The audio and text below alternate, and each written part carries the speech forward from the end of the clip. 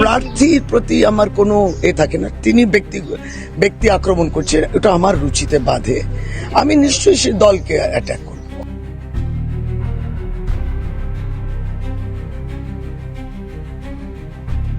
মহিলারা রাজনৈতিকভাবে প্রতিনিধিত্ব করার সুযোগ যত বেশি পাবে, তত বেশি উন্নত সমাজের পরিচয় দেবে।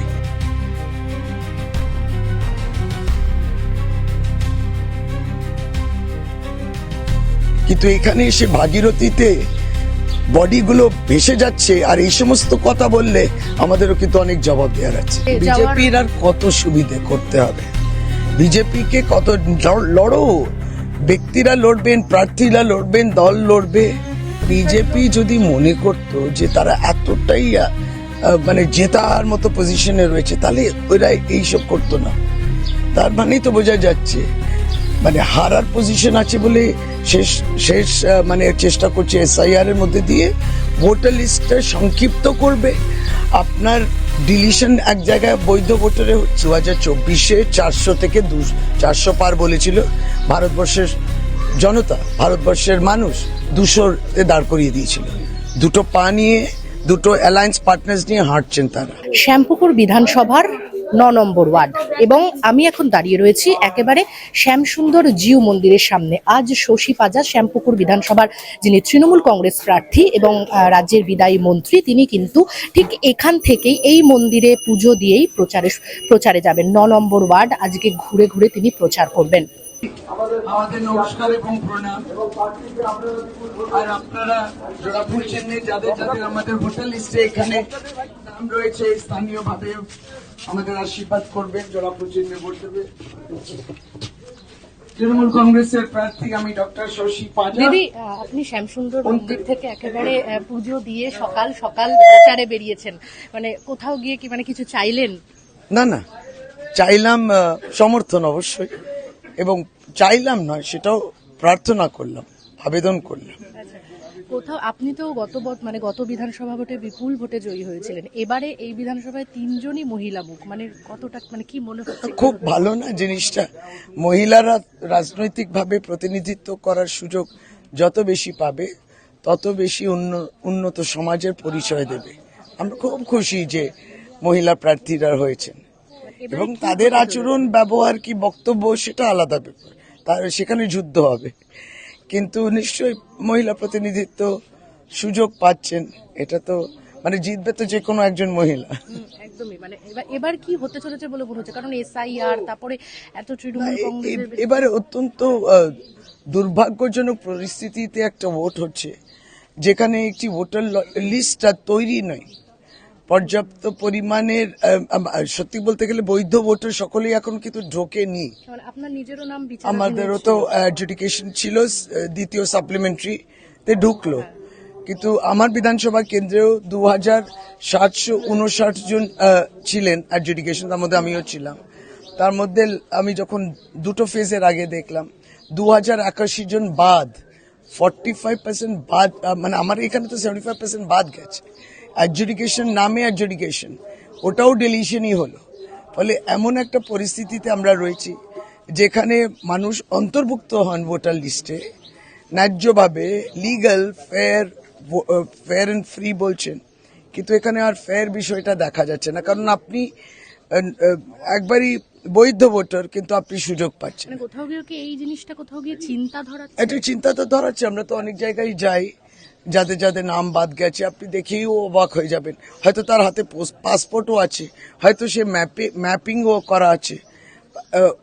সম্পূর্ণভাবে একটা তাড়াহুড়ো করার উদ্দেশ্য প্রণোদিতভাবে একটি প্রসেস, এবং এটা পরিষ্কার যে ভোটার লিস্টে তার প্রবেশ করা হচ্ছে রাজনৈতিক দলে মদত করার জন্য। এবং এখানে মানে একবারই ভোটার লিস্ট, যেটা আবারও বলি, এখন অবধি আমরা নমিনেশন ফাইল করছি, 6 আর 9 তারিখে first phase, second phase voter list freeze করে দেবে, তাহলে অনেকজন বাকি থেকে যাবে।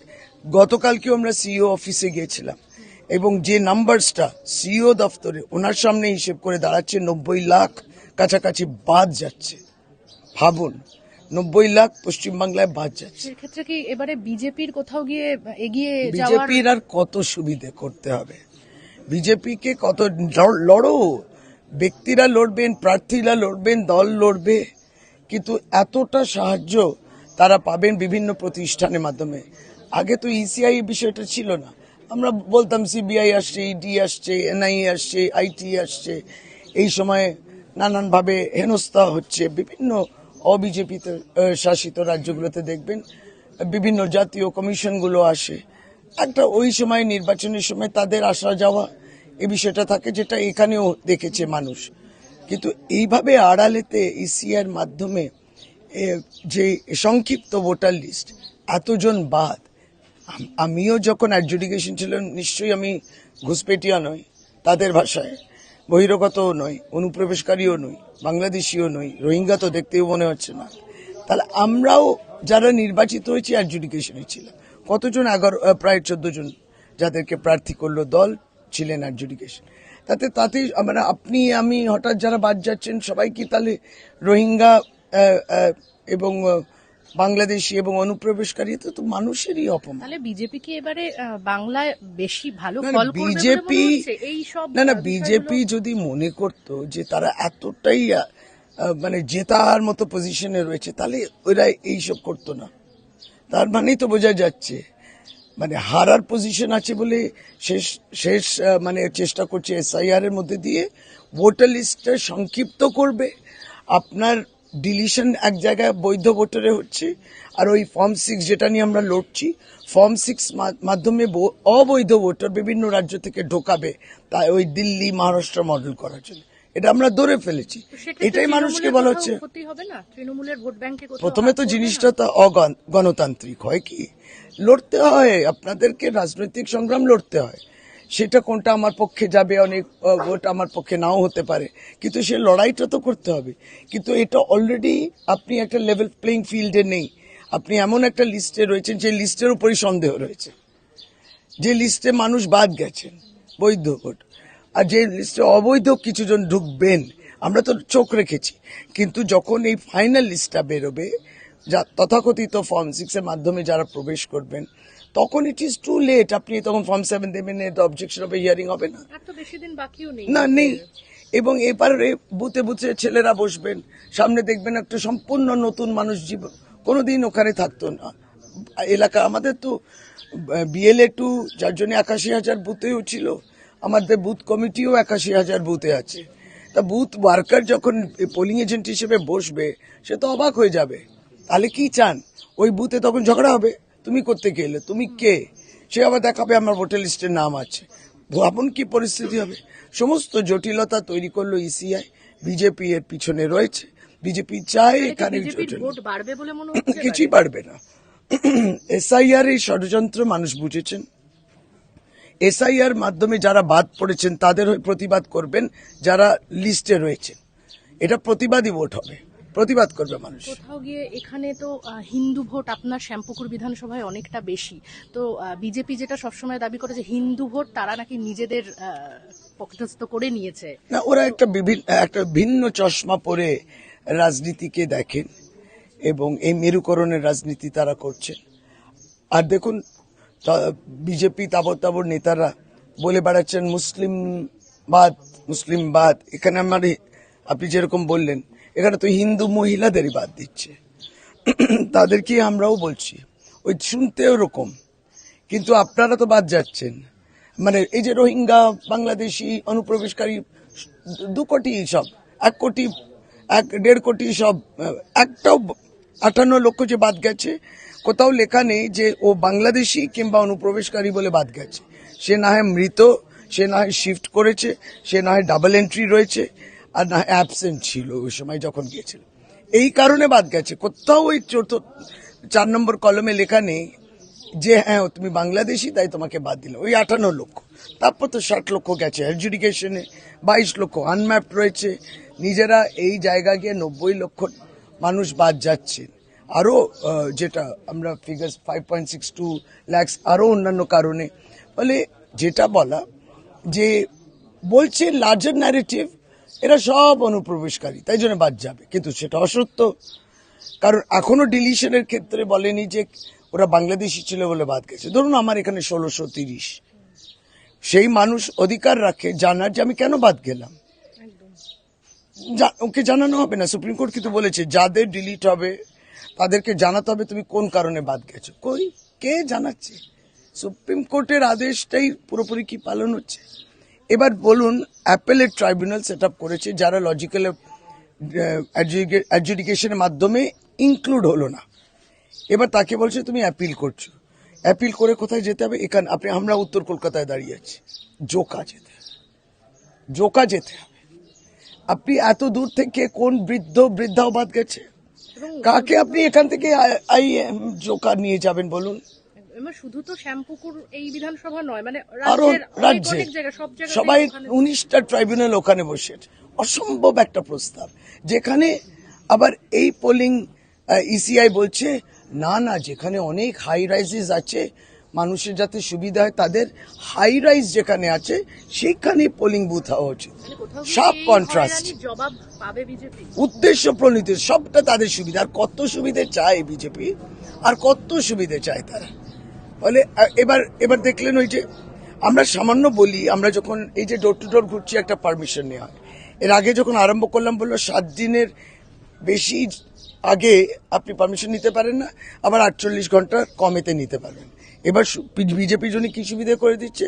না 7 দিনের ব্যাপার না, আনপ্ল্যান্ড তো, ওদের তো কোনো প্ল্যানিং নেই, ওরা 48 ঘন্টার মতো আগে দিলেই যথেষ্ট। কত মানে প্রচারেতেও সুবিধে। তারপর তো ধরুন আরো অনেক ইভিএম এর উপর নজর রয়েছে, সংরুমে নজর থাকবে। পূর্ণিমা চক্রবর্তী বিজেপি প্রার্থী, দেখুন কোনো প্রার্থীর প্রতি আমার কোনো থাকে না, তিনি ব্যক্তি আক্রমণ করছে, এটা আমার রুচিতে বাধে। আমি নিশ্চয়ই সে দলকে অ্যাটাক করবো, অবশ্যই দলকে অ্যাটাক করবো। আমার প্রার্থীকে অ্যাটাক করে লাভ নেই, আমার রুচিতে বাধে, আমার এটা কালচার নয়। ওদের কি ডিএনএ? প্রধানমন্ত্রী র্যালির দিনে তারা আমার বাড়িতে বিজেপি গুন্ডাগর্দি করলো, বোতলবাজি করলো, বোতল টোতল ফেললো, আর বিজেপির নেতৃত্ব বলে বাহ দারুণ কাজ করেছো, বোম দিয়ে উড়িয়ে দেওয়া উচিত ছিল বাড়িটা। এইটা তো বিজেপি কালচার। তা এটা শ্যামপুকুর বিধানসভা কেন্দ্র মানুষ দেখলো। রাজ্যের মন্ত্রীর বাড়িতে হামলা হচ্ছে, সেক্ষেত্রে কোথাও গিয়ে কি ভয় ধরাচ্ছে যে বিজেপি? কেউ ভয় পায় না ওদেরকে, কিন্তু কথা হচ্ছে যে ওদের ডিএনএটা এটা চিনে নিতে হবে, কারা আসতে চাইছেন। সেই আরেকটা রূপ 2011-র আগে এই সন্ত্রাস রাহাজানির যে একটা বামপন্থী দল ছিল, তারা এই একই করত, সেটা অন্য রূপে আসছে, বিজেপি রূপে আসতে চাইছে। তাহলে কেউ এটা যেটাকে বিদায় জানালাম, আবার সে রাহাজানি হবে এদের নেতৃত্বে, তা তো অ্যালাউ করবে না। সেটা তো দেখলেন প্রধানমন্ত্রী র্যালিতে, মন্ত্রীর বাড়ির অমিত শাহ আসার আগে মালদা কালিয়াচক দেখলেন। তো দিদি, আপনি রাজ্যের মন্ত্রী, সেখানে বিজেপি প্রার্থীর যেটা বক্তব্য যে উনি একেবারে মানুষের ঘরে ঢুকে যাচ্ছেন, ঘরে ঢুকে রুটিও বেলে দিচ্ছেন, কোথাও রুটি সেকে দিচ্ছেন, বলছে আমি ঘরের মেয়ে, মানে কোথাও। না অবশ্যই, আমি তো বললাম তার পলিটিক্যাল স্ট্র্যাটেজি থাকতে পারে, তাতে আমার কোনো অসুবিধা নেই, কিন্তু এখানে এসে ভাগীরথীতে বডিগুলো ভেসে যাচ্ছে আর এই সমস্ত কথা বললে আমাদেরও কিন্তু অনেক জবাব দেওয়ার আছে, আমাদেরও অনেক জবাব দেওয়া। আমি শুনলাম 2-1টা ভিডিও, ফলে অনেক অসত্য কথা বলা, এবং যেই লোকটা যে কথাটা বলেছে সেটা তৃণমূল কংগ্রেস সেটাকে খণ্ডন করে, সেই সময় সে তৃণমূল কংগ্রেসে ছিল, এখনো অন্য দল। আমাদেরও অনেক কিছু বলা আছে। মালদা কালিয়াচকের এই যে ভদ্রলোক যিনি লয়ার, মিমের প্রার্থী ছিলেন, তিনি বিজেপি যে অ্যারেস্ট হলো, বিজেপির তার প্রত্যক্ষ মদত ছিল, পরোক্ষ মদত, সব মদত ছিল, সেটা আমরা জানি না। আপনি ভাবুন, মালদা মুর্শিদাবাদের মতো জেলাগুলোতে 50% যদি অ্যাডজুডিকেশনে থাকে, সেই ভোটারের ক্ষোভ থাকবে না? সে চুপচাপ বসে থাকবে? আমার দেখবে যে 50% ভোটার লিস্ট থেকে বাদ, আর ওখান থেকে মানে কয়েক লক্ষ অ্যাডজুডিকেশন জুডিশিয়াল অফিসে কবে শেষ করবে? এই যে একটা কাজ করা বিজেপির জন্য, সেই ক্ষোভটাকে এই লোকটা বিজেপি উস্কিয়ে দিল, এবং এইটা সাধারণ মানুষের সেন্টিমেন্টটাকে ল অ্যান্ড অর্ডার সিচুয়েশন এটা করলো। আসলে ফেয়ার এন্ড ফ্রি বিজেপি চায় না, এবং এই গ্যাসের দাম বৃদ্ধি, এই সমস্ত তো ওদের এগেইনস্টে যাচ্ছে, কোনটা তাদের পক্ষে যাচ্ছে? সবটাই। কোথাও গিয়ে কি হিন্দু আপনি এখানে প্রচার করছেন একেবারে প্রথম দিন থেকে, কি বুঝছেন মানুষ? আমি সবসময় ডোর টু ডোর করি, আমার সহযোগীরা প্রত্যেকেই জানেন আমি ডোর টু ডোর গিয়ে ভোটারের সঙ্গে আই কন্ট্যাক্ট করি। আমাকে বলছে অনেকে আপনি 14বার দাঁড়াচ্ছেন, মানে প্রেস থেকে বলছে আপনার এত ডোর টু ডোর করার কি দরকার। আমি ওই ভোটার কন্ট্যাক্ট করব, ওই ভোটের আই টু আই কন্ট্যাক্ট হবে। আপনি বিপুল ভোটে জয়ী হয়েছেন সেখানে, না না, আপনি কোনোদিন ভোটারকে অসম্মান করা উচিত নয়। আমি আবেদন রাখবো তার কাছে সশরীরে। আমি মনে করি সেই জায়গাটা তৈরি আছে এবং আমি তৈরি করেছি সেটা। আমি আবেদন করব না, আমি এতটাই ধরে নেব যে না আমি না গেলেও চলে, এই দৃষ্টতা আমি রাখতে পারি। মানে এই বয়স এবং হচ্ছে এই রাজ্যের মন্ত্রী হয়ে 3বার জিতেও সিনিয়র সিটিজেন হয়ে গেল এখনো মানে এত দৌড়ানোর। ছেলেরা দেখুন কত এনজয় করে, দারুণ। এই গরমেই আমাদের নির্বাচন হয় সবসময়, এটাও ঠিক। এই গরমের মধ্যে মানুষ কিন্তু 29 তারিখ এপ্রিলে কলকাতায় দাঁড়াবেন লাইনে, তারাও ওই গরমেই দাঁড়াবেন এবং ভোট দেবেন, সেটাও আমাদের। তার মধ্যে বৃদ্ধ বৃদ্ধা সকলেই আছেন। এই সবটাই নিয়ে কষ্ট করতে বলবো একদিনের জন্য, যাতে 5 বছরের এটা হয়। মানে একটা শান্তি থাকতে হবে সমাজ। এই সমস্তটা অশান্তি, বিজেপি এতটা মরিয়া হয়ে গেছে। 2021-এ বললো শেষ কামড়, হয়নি, এখন আবার আরো কামড়। মানে বিজেপি কেন্দ্রের স্বরাষ্ট্রমন্ত্রীকে বলতে হচ্ছে যে আমি বাংলায় 15 দিন থাকবো। বাংলা বিজেপির মতো অসফল এবং কতটা ফেলিয়ার বুঝুন। কেন্দ্রের স্বরাষ্ট্রমন্ত্রী তাদেরকে মোরাল বুস্ট করছে, আমি আছি 15 দিন তোমাদের। সেক্ষেত্রে কোথাও গিয়ে কি বিজেপি, যেটা সবাই বলছে বিজেপির দাবি যে হচ্ছে তারা এবারে ট্রিপল ডিজিটে যাবে, ওরা আগে ডাবল ডিজিটে ছিল, এবার ট্রিপল ডিজিটে যাবে। দেখুন আমরা এটাও জানি 2024-এ 400 থেকে 400 পার বলেছিল ভারতবর্ষের জনতা, ভারতবর্ষের মানুষ 200-তে দাঁড় করিয়ে দিয়েছিল। দুটো পা নিয়ে, দুটো অ্যালায়েন্স পার্টনার্স নিয়ে হাঁটছেন তারা। এইটা কিন্তু মনে রাখতে, মোর দেন 50% পপুলেশন বিজেপির বিরুদ্ধে ভোট করেছে। এগুলো আমরা বলবো পাবলিক মিটিং এতে। আর এখানে তো অবশ্যই কত যেন 2021-এ বলেছিল 200 পার করবে, তাও গিয়ে 77-এ গিয়ে দাঁড়িয়েছে। তার মধ্যে 7 জন অলরেডি আমাদের কাছে চলে এসেছে। ইচ্ছে নেই ওখানে থাকতে। তো এমন অবস্থায় আবার মানুষ অবশ্য শেষ কথা বলে, এটা তারা ভাবেন যে তারা শেষ কথা বলবেন, সেটা মানুষ তাদেরকে শেষ কথাটা শুনিয়ে দেয়।